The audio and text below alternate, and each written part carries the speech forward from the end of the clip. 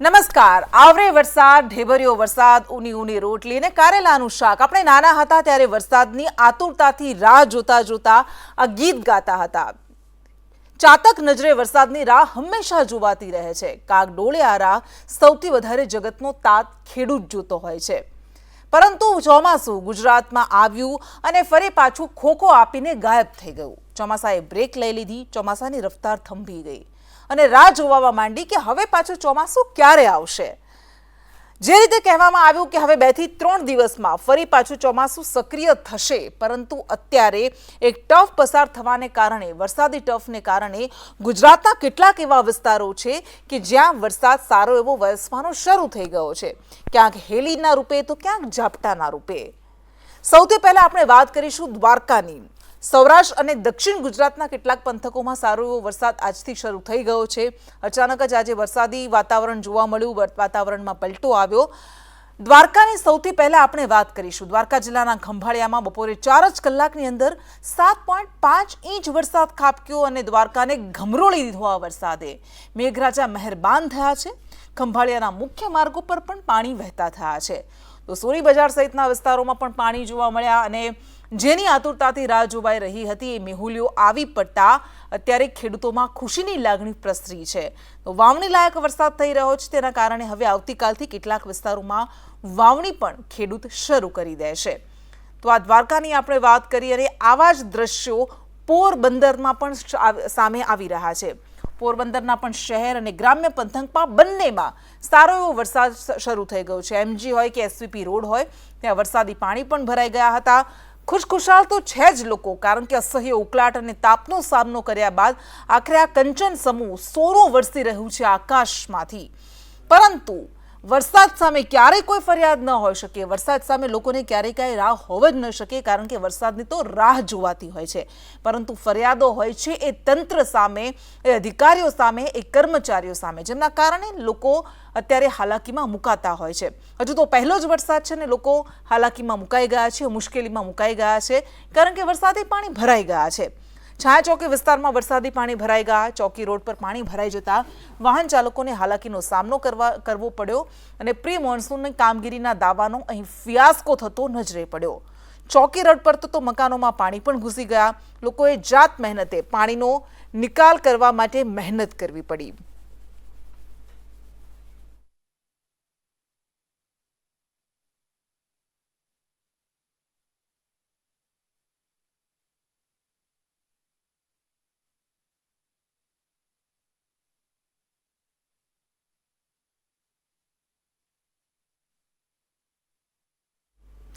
અને આ દ્રશ્યો અમે પોરબંદરના આપણે બતાવી રહ્યા છીએ, કારણ કે હવે જિલ્લાની જનતાને કાળઝાળ ગરમીથી રાહત મળી છે, છુટકારો મળ્યો છે. પોરબંદરમાં વરસાદ વરસી રહ્યો છે અને હજુ પણ આગાહી છે કે વરસાદ સારો એવો વરસશે. પરંતુ આ તરફ પોરબંદરના દરિયામાં કરંટ પણ જોવા મળ્યો છે અને તેના કારણે માછીમારોને દરિયો ન ખેડવાની સૂચના અપાઈ છે. પણ આ દ્રશ્યો જે અમે આપણે બતાવી રહ્યા છીએ, માછીમારો તો કદાચ આ સૂચનાને સાંભળશે અને દરિયો ખેડવા નહીં જાય, પરંતુ સહેલાણીઓને કોણ સમજાવશે? અને કદાચ એમને ખબર ન હોય તો શું એ તંત્રની જવાબદારી નથી બનતી કે આવા ભારે કરંટ સામે આ સહેલાણીઓ જ્યારે અહીંયા મજા માણતા હોય ત્યારે એમને રોકવામાં આવે? જો કોઈ મોટી ઘટના બને તો જવાબદાર કોણ? એ હંમેશા સવાલ ઉઠે. પરંતુ પોરબંદરથી શું અત્યારે સ્થિતિ સામે આવી રહી છે, સૌથી પહેલા જોઈએ આ રિપોર્ટ. પોરબંદરમાં પણ મેઘરાજાની સવારી જોવા મળી છે. ગત રાત્રિના વરસાદ બાદ સવારે પણ ભારે એવો વરસાદ જોવા મળ્યો હતો અને હાલના જે દ્રશ્યો છે તે પોરબંદરના છાયા ચોકી રોડના છે. પાલિકાની ક્યાંક પોલ ખુલી ગઈ હોય, દર વર્ષની જેમ પ્રી મોન્સૂન કામગીરીના નામે નબળી કામગીરી થતી હોય તેવા દ્રશ્યો સામે આવ્યા છે. આપણી સાથે અહીંના સ્થાનિક લોકો જોડાઈ ગયા છે, જેમના ઘરમાં ગોઠણડૂબ પાણી પણ ભરાઈ ગયું છે. બેન, હાલમાં તમારા ઘરમાં પણ પાણી ગળી ગયું છે. દર વર્ષે આ સમસ્યા હોય છે કે કઈ? હજી તો પહેલો જ વરસાદ છે તો આટલું બધું પાણી અંદર આવી ગયું છે. અમારે આમાં કઈ રીતે રહેવું? પાણીની દર વર્ષે આ જ તકલીફ છે. દર વર્ષે કહે જ છીએ કે અમારે આટલું બધું પાણી છે, પણ કોઈ અહીંયા જોઈ નથી આવતું. ઋષિ થાનકી, સંદેશ ન્યૂઝ, પોરબંદર. પોરબંદરમાં મેઘરાજાનું આગમન થઈ ચૂક્યું છે. ગત રાત્રિના મોડી રાત્રે વરસાદ વરસ્યો હતો, ત્યારબાદ સવારના સમયે પણ મેઘરાજાએ સારી એવી ધમાલ મચાવી હતી. આપણે પોરબંદરના ચોપાટી વિસ્તારમાં આવી ગયા છે. ત્યાંના હું આપને દ્રશ્યો બતાવવા માંગીશ. જેમ પોરબંદરની ચોપાટી છે ત્યાં લોકો જીવ જોખમમાં મૂકી અને દરિયાની મજા છે તે લૂંટી રહ્યા છે. હાલ તંત્ર દ્વારા લોકોને સૂચના પણ આપવામાં આવી છે કે ભયંકર જ્યારે સ્થિતિ હોય છે, દરિયામાં કરંટ હોય છે, તે સમયે દરિયા નજીક ન જવું, પણ લોકો છે તે તેમની મોજમાં મશગુલ હોય તેવા દ્રશ્યો આપણે જોઈ શકીએ છીએ. હાલમાં જ ફિશરમેનોને પણ અપીલ કરવામાં આવી છે કે સમુદ્રમાં કરંટ હોય તે સમયે ફિશિંગ કરવા ન જવું, અને હાલ ડિફેન્સ એજન્સીઓ છે તેને પણ એલર્ટ મોડમાં રાખવામાં આવી છે. નેવી, કોસ્ટગાર્ડ અને અનેક ડિફેન્સ એજન્સીઓને પણ રેસ્ક્યુ માટે એલર્ટ મોડમાં રાખવામાં આવી છે. ઋષિ થાનકી, સંદેશ ન્યૂઝ, પોરબંદર. તો ઋષિ થાનકી, આપણે જોયું કે કેવી રીતે લોકોને અત્યારે હાલાકી પડી રહી છે અને બીજી બાજુ દરિયામાં કરંટ પણ જોવા મળ્યો છે પોરબંદરના દરિયામાં. પરંતુ અત્યારે કેવો માહોલ ત્યાં જોવા મળી રહ્યો છે? હજુ વરસાદ વરસી રહ્યો છે કે પછી વરસાદે બ્રેક લઈ લીધી છે? ઋષિ થાનકી આપણી સાથે જોડાઈ ગયા છે પોરબંદરથી. ઋષિ, પોરબંદરમાં આજે તો મેહુલ્યો સારો એવો વરસ્યો, લોકો ખુશ પણ થયા, પરંતુ અત્યારે કેવો માહોલ જોવા મળી રહ્યો છે?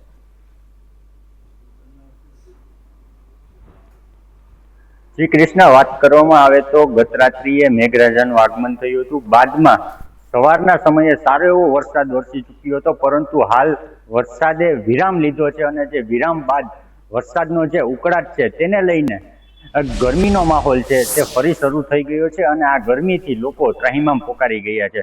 વાત કરવામાં આવે તો જે વરસાદ વરસ્યો હતો એનાથી ક્યાંક નગરપાલિકાની પ્રી મોન્સૂન કામગીરી છે તેની હકીકત સામે આવી છે. લોકોના ઘરમાં ગોઠણડૂબ પાણી છે તે ભરાઈ ગયા હતા અને જે ઘર વખરી હતી તે નષ્ટ થઈ ગઈ હતી. આને લઈને પાલિકા દ્વારા દર વર્ષે પ્રી મોન્સૂન એક્ટિવિટી કરવાનો દાવો કરવામાં આવે છે અને દર વર્ષે પાલિકા દ્વારા આ નિષ્ફળતાનું પરિણામ છે તે સામે આવતું હોય છે.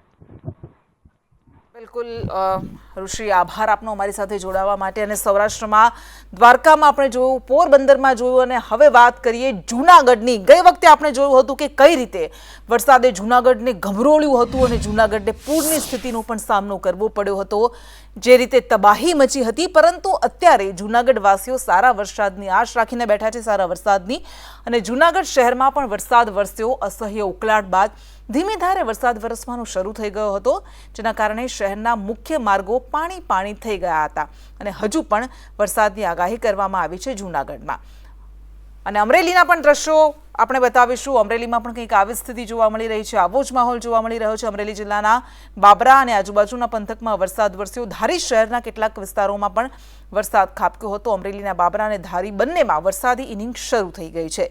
એટલે સવારે લોકોએ અસહ્ય ભારે બફારાનો સામનો કરવો પડ્યો, પરંતુ ત્યારબાદ અચાનક જ વાતાવરણમાં પલટો આવ્યો અને વરસાદનું આગમન થયું, જેના કારણે ખેડૂતો ખુશખુશાલ છે અને વાવણી લાયક વરસાદ વરસવાનો શરૂ થઈ ગયો છે. તો દેવભૂમિ દ્વારકાના ભાણવડની વાત કરીએ. દેવભૂમિ દ્વારકામાં પણ સારો વરસાદ વહેલી સવારથી જ વરસવાનો શરૂ થઈ ગયો. ભાણવડ સહિતના આજુબાજુના પંથકમાં વરસાદ વરસી રહ્યો છે. દેવભૂમિ દ્વારકા જિલ્લામાં પણ વરસાદની પધરામણી થઈ ગઈ છે અને વાવણી લાયક વરસાદ વરસી રહ્યો છે, જેના કારણે ખેડૂતોમાં ખુશીની લહેર જોવા મળી રહી છે. હવે ખેડૂતો વાવણી લાયક વરસાદ વરસી રહ્યો છે એટલે લાપસીના આંધણ પણ મૂકી દેશે અને ચોમાસા પર બ્રેક હવે વધારે લાંબો સમય નહીં ચાલે. સાર્વત્રિક વરસાદની જો આપણે વાત કરીએ તો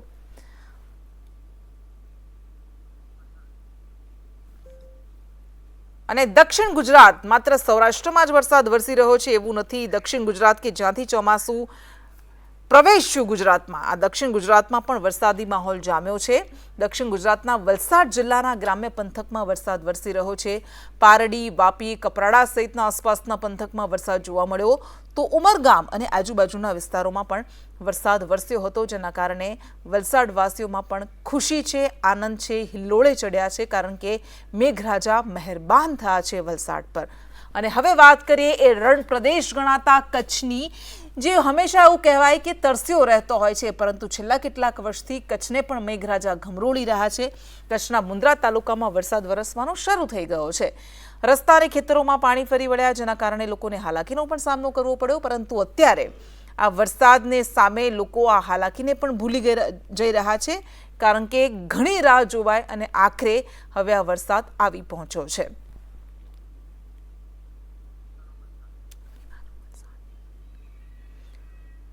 અને વલસાડના ધરમપુરમાં હમણાં આપણે જોયું કે ઉમરગામમાં સારો વરસાદ વરસ્યો છે, પરંતુ ધરમપુરના આ દ્રશ્યો જ્યાં ખારવેલ, બિલપુડી અને આસુરામાં વરસાદ વરસ્યો. બમટી સહિતના વિસ્તારોમાં પણ વરસાદ વરસ્યો હતો.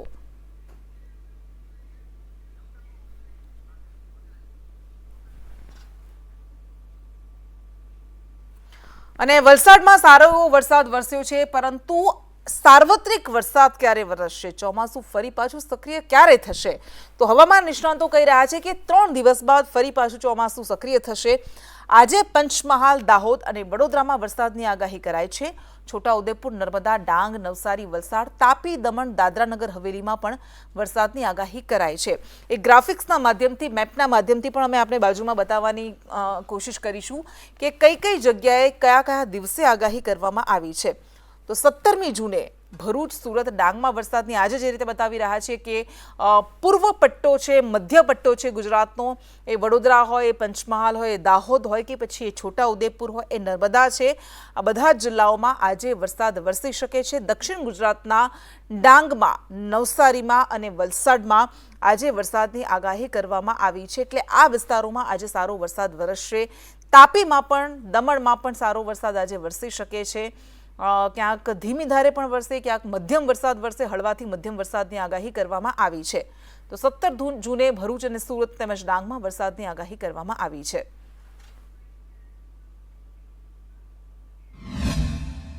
રાજ્યમાં ચોમાસાનું આગમન થઈ ગયું છે. જો કે ચોમાસાની ગતિ ક્યાંક ને ક્યાંક ધીમી પડી છે. જો કે હવામાન વિભાગે હવે રાહતના સમાચાર આપ્યા છે કે 3 દિવસ બાદ ચોમાસું ફરી એક વખત સક્રિય થઈ જશે અને રાજ્યની અંદર સારા વરસાદની આગાહી કરવામાં આવી છે. એક સાથે 2 વરસાદી સિસ્ટમો છે કે જે રાજ્ય તરફ સક્રિય થઈને આગળ વધવાની છે, જેમાં અરબી સમુદ્રમાંથી એક વરસાદી સિસ્ટમ છે કે જે દક્ષિણ ગુજરાત અને દક્ષિણ સૌરાષ્ટ્રની અંદર તેની અસરો છે તે સૌથી વધુ જોવા મળશે, જેને લઈને 3 દિવસ બાદ દક્ષિણ ગુજરાતના વલસાડ, દમણ, દાદરા નગર હવેલી અને જે દક્ષિણ ગુજરાતના કેટલાક ભાગોની અંદર જિલ્લાઓમાં ભારે વરસાદની આગાહી છે તે પણ કરવામાં આવી છે. બીજી તરફ દક્ષિણ સૌરાષ્ટ્રના જેટલા પણ જે જિલ્લાઓ આવેલા છે, ભાવનગર, જૂનાગઢ, રાજકોટ, ગીર સોમનાથ સહિતના જેટલા ભાગો છે કે ત્યાં પણ સારા એવા વરસાદની આગાહી કરવામાં આવી છે. જો આજના દિવસ પર નજર કરીએ તો આજે પંચમહાલ, દાહોદ, વડોદરા, છોટાઉદેપુર, નર્મદા, ડાંગ,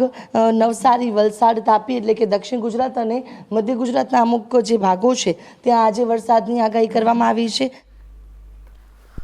અને હવે વાત કરીશું ધર્મનું નામ અને અધર્મનું આચરણ કરતા એ લંપટ, શૈતાન, વિકૃત સાધુઓની. આ લંપટ સાધુઓ અને સ્વામીઓની લાલસાનો ભોગ ક્યારેક મહિલાઓ બને છે તો ક્યારેક નાના નાના બાળકો બને છે. દર વખતે કોઈ વિડીયો સામે આવે, ક્યારેક કોઈ આરોપ લાગે અને ફરી દરેક ઘટના પર જેના સમયના સળ પડી ચૂક્યા હોય તે ઘટના ફરી પાછી તાજી થઈ જાય. પણ કંઈ જ નથી બદલાતું. બદલાય છે તો માત્ર આ લંપટ સાધુઓના ચહેરા. આ લંપટ સાધુઓનો ભોગ વિલાસ, તેમના કુકર્મો, ધર્મ અને ભગવા વસ્ત્રનો આડંબર પહેરીને આ શૈતાન સાધુઓ ધર્મને કલંકિત કરે છે અને ભક્તોને રીતસરના મૂર્ખ બનાવે છે. પરંતુ હવે પાણી વહી રહ્યું છે. ભક્તો પણ કહી રહ્યા છે, ભયંકર લાલસા અને વિકૃતિ સાથે જીવતા આ શૈતાનો બહાર મીઠા મીઠા વાક્યો બોલે છે, લોકોને ધર્મના પાઠ ભણાવે છે અને પોતે અધર્મના આચરણમાં 24 કલાક ડૂબેલા રહે છે. સ્વામિનારાયણના સાધુઓની વાત કરવી છે.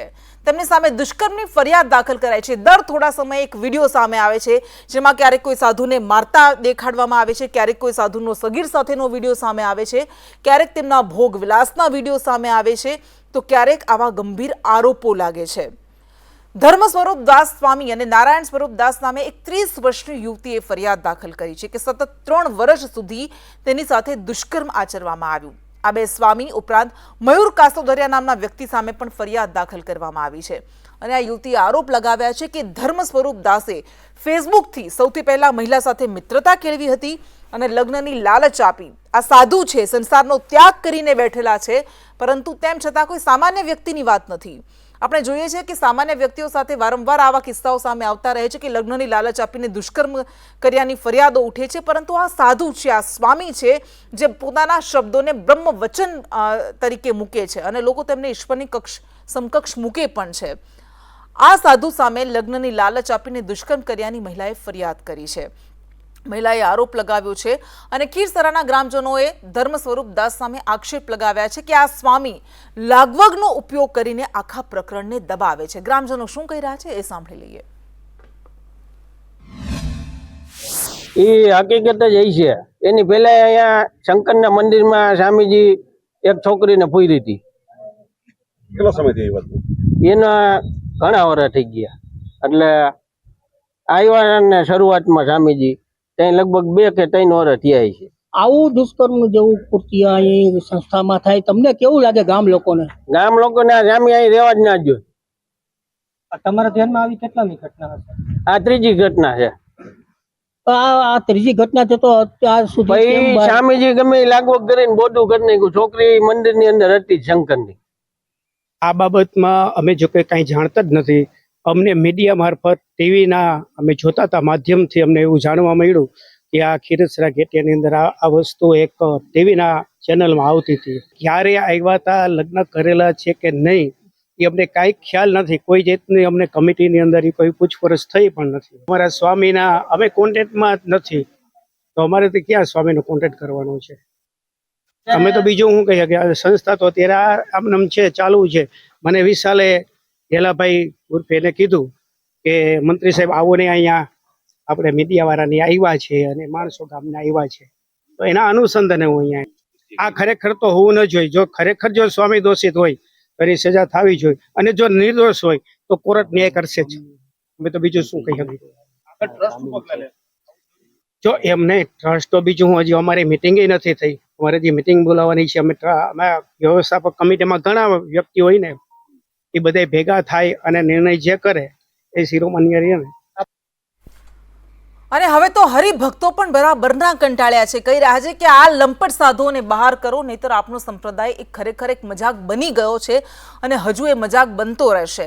કારણ કે છેલ્લા 3-4 દિવસથી આપણે જોઈ રહ્યા છે કે અલગ અલગ જગ્યાએ હરિભક્તો પોતાનો રોષ, પોતાનો આક્રોશ પ્રગટ કરી રહ્યા છે. બોટાદના સ્વામિનારાયણના સાધુઓ સામે રોષ પ્રગટ કરવામાં આવ્યો. વાયરલ વિડીયોને લઈને હરિભક્તોમાં ભારે રોષ છે અને ગઢડા ગોપીનાથજી ટેમ્પલમાં હરિભક્તો દ્વારા હાથમાં બેનર સાથે વિરોધ નોંધાવવામાં આવ્યો. ગરડાનું બોર્ડ એટલે ગરડાના કે વડતાલના કે જૂનાગઢના આ હલકા ધંધા કરવા મળ્યા છે. સાધુ વંઠેલ થઈ ગયા છે. અને હમણાં એક ક્લિપ એવી ખરાબ ફરે છે, એમાં હરિજીવન સ્વામી પોતે છે અને ક્લિપમાં સામે ઈ છે અને હારે એક ભગવત પ્રસાદ છે. હવે એનો વિરોધ માટે અને આને હાકી કાઢવા માટે અમે આવ્યા છીએ. આ ચેરમેન છે, ટ્રસ્ટી છે, બધા જાડી સાંભળીના થઈ ગયા છે, વંટી ગયા, લંપટ થઈ ગયા છે. અને સાલા સૃષ્ટિ વિરુદ્ધ ના કરે, નોટું છાપે, હામાં કાંઈ પણ કરે, કોકની બાયુને લઈને ભાગી જાય, કોકની છોકરીઓ માથે કરે, રેપ કરે, જમીનનું હડપ કરે. આ નહીં બાવા નીકળે બધા સમણાન સંપ્રદાયમાંથી, જાણે કે વડતાલ, જૂનાગઢ અને ગઢડામાંથી નહીં નીકળે ત્યાં સુધી અમારી લડાઈ ચાલુ જ રહેશે. પૂરા સ્વામિનારાયણ સંપ્રદાયના હરિભક્તો તેમજ સનાતન હિન્દુ સનાતન ધર્મને માનનારા તમામની લાગણીઓ આજે લાગણીઓને ઠેસ પહોંચી છે. ત્યારે તમામ હરિભક્તો, સત્સંગીઓ, બિનસત્સંગીઓ તમામ આજે ગઢડામાં એકત્રિત થયા છે. એનું કારણ માત્ર એક કે ગઢડા ટેમ્પલ બોર્ડના જે ટ્રસ્ટીઓ તથા તેમના જે કોઠારી ભાનુપ્રકાશ, હરિજીવન, આમના જે દુષ્કૃત્યો બહાર આવેલા છે એમનો સમગ્ર સનાતન ધર્મમાં તેમજ સ્વામિનારાયણ સંપ્રદાયમાં વિરોધ ફેલાઈ રહ્યો છે અને આમના અત્યાચાર દિન પ્રતિદિન વધી રહ્યા છે. અને હવે વાત કરીએ માલ ખાય બાબુ અને માર ખાય નેતાઓ. આ શબ્દો અમે નથી કહી રહ્યા, આ શબ્દો એક બાદ એક નેતાઓ કહી રહ્યા છે. ક્યારેક એ ધારાસભ્ય કહે છે, ક્યારેક એ કોર્પોરેટર કહે છે, ક્યારેક એ સાંસદ કહે છે. અને એ પણ ભારતીય જનતા પાર્ટીના, સત્તાધારી પાર્ટીના નેતાઓ જ હવે સામે આવી રહ્યા છે. કારણ કે તેઓ અધિકારીઓથી, આ બાબુશાહીથી કંટાળી ગયા છે. તેઓ એવું કહે છે કે આ લોકો કામ તો નથી કરતા, બસ બેઠા બેઠા ખિસ્સા ભરે છે. હવે આમાં એકબીજાને ખો આપવામાં આવી રહી છે કે ખરેખર તેઓ એટલા કંટાળી ગયા છે. કારણ કે આ વખતે સુરતના ધારાસભ્ય અરવિંદ રાણા કંઈક આવા જ શબ્દો કહી રહ્યા છે. સુરતમાં સંકલનની એક બેઠક થઈ, જેમાં ભારતીય જનતા પાર્ટીના ધારાસભ્યએ સવાલ ઉઠાવ્યા. અરવિંદ રાણાએ સુડા સામે એવું કહ્યું છે કે માલ ખાય અધિકારીઓ, માર ખાય ચૂંટાયેલા પ્રતિનિધિઓ. કારણ કે દરેક કોઈ મોટી ઘટના બને, કોઈ કરુણાંતિકા સર્જાય અને તેમાં લોકોના જીવ જાય, ત્યારે નેતાઓ પર માછલા ધોવાય છે, દોષારોપણ નેતાઓ પર કરવામાં આવે છે. પરંતુ આ અધિકારીઓ કે જેઓ ખરેખર જવાબદાર છે તેઓ તો છૂટી જાય છે, તેઓ માલ ખાતા રહે છે. પરંતુ શું એ હકીકત છે? કારણ કે વાસ્તવમાં તો એવું બનતું નથી. વાસ્તવમાં તો ઉલટું ચિત્ર સામે આવે છે દર વખતે કે કોઈ ઘટના બને એટલે સસ્પેન્ડ થાય છે અધિકારીઓ, દોષારોપણ અધિકારીઓ પર થાય, આ નેતાઓ જ અધિકારીઓ પર દોષનો ટોપલો ધરીને છટકી જાય છે અને નેતાઓ આરામ ફરમાવે. ક્યારેય કોઈ એક નેતાને જેલ ભેગો કરવામાં આવ્યો એવું આપણે જોયું નથી. તો પછી અરવિંદ રાણાઓ કેમ કહી રહ્યા છે? તેઓ કહી રહ્યા છે કે આવું થાય છે, પરંતુ આ કામગીરી હવે સુરતમાં આપણે નથી ચલાવવાની, કારણ કે જીવલેણ દુર્ઘટનામાં શાસકો પર માછલા ધોરાય છે. સુડા વિસ્તારમાં બીઓ વગર આવા યુનિટ્સ ધમધમી રહ્યા છે અને તેની જવાબદારી કોણે નક્કી કરવાની છે? કારણ કે હવે 82 શૈક્ષણિક હોટલ અને ગેમિંગ મિલકત સીલ કરાય છે, પરંતુ અત્યાર સુધી શું થતું હતું?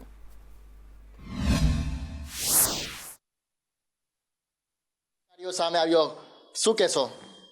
મારો પ્રશ્ન એ હતો કે જ્યારે આવી ગમખવાર ઘટના બને છે ત્યારે તંત્ર કેમ એક્શનમાં આવે છે?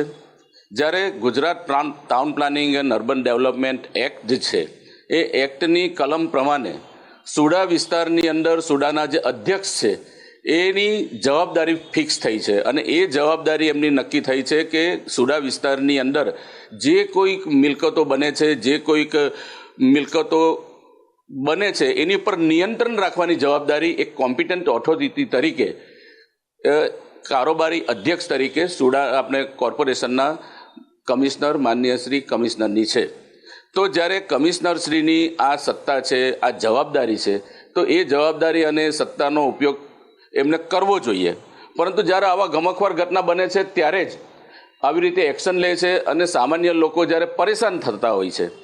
તો જ્યારે તમારી પાસે સત્તા હતી અને જે તે વખતે આ કામગીરી કરવાની હતી એ કામગીરી તમે કરી નથી. કેટલાક કિસ્સાઓની અંદર તો અમે જ્યારે જોયું કે એનો વપરાશ ક્યારથી ચાલુ થયો છે, તો આ સંસ્થાઓ જે છે સંસ્થાઓનો વપરાશ 2010થી ચાલુ થયો છે, કેટલીક જગ્યાએ 2013થી ચાલુ થયો છે, કેટલીક જગ્યાએ 2000ના વર્ષથી ચાલુ થયો છે. તો અમે આટલા વર્ષોમાં કશું નહીં કર્યું અને આજે તમે એની મિલકતો સીલ કરો છો એમાં એ વાંધો નથી. પરંતુ જ્યારે તમને સત્તા મળી છે અને એ સત્તાનો સદુપયોગ કરીને તમારે આ બધી જે કંઈક કામગીરી છે સત્તા આપણે નિયમ પ્રમાણે આ તમામ મિલકતો હોવી જોઈએ, આ નિયમ પ્રમાણે નથી અને આવા ગમખવાર ઘટના બને છે ત્યારે તમે એક્શનમાં આવો છો ત્યારે લોકો હેરાન થાય છે, લોકો પરેશાન થાય છે. ચૂંટાયેલા પ્રતિનિધિ તરીકે અમારી પાસે રજૂઆત કરવા માટે આવે છે ત્યારે અમે લોકોના રોષના ભોગ બનીએ છીએ. ત્યારે અમારે એમને કહ્યું કે માલ ખાઈ અધિકારી અને માર ખાઈ ચૂંટાયેલા પ્રતિનિધિ એ હવે સુરત શહેરમાં ચાલવાનું નથી. અને એટલા માટે